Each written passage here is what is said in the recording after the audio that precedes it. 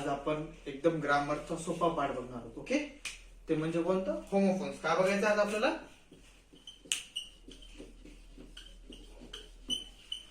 Homophones म्हणजे नेमकं काय?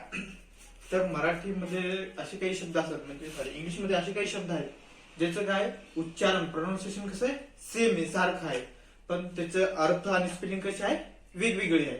त्याला आपण काय म्हणणार? होमोफोन. जसं की same sound and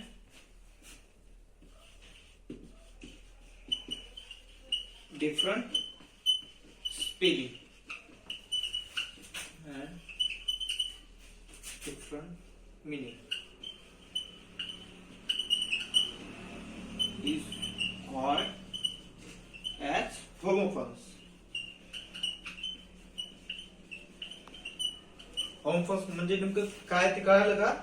same sound and different spelling and meaning is called as homophones. म्हणजे काय की सेम साऊंड, उच्चारण काय आहे त्यांचं सारखं आहे, पण त्याचा अर्थ किंवा स्पेलिंग जे काय आहे ते कसं आहे, वेगवेगळं आहे. फॉर एक्झाम्पल होता जसं की हेअर.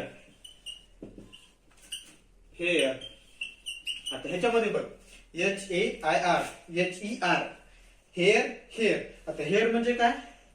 केस. ओके, आणि हेअर म्हणजे काय? इथं. आलं का नाही फरक? दुसरा आहे पीस. पीस. पीस म्हणजे काय? तुकडा. काय? पीस म्हणजे काय? तुकडा. आणि पीस म्हणजे काय? शांत.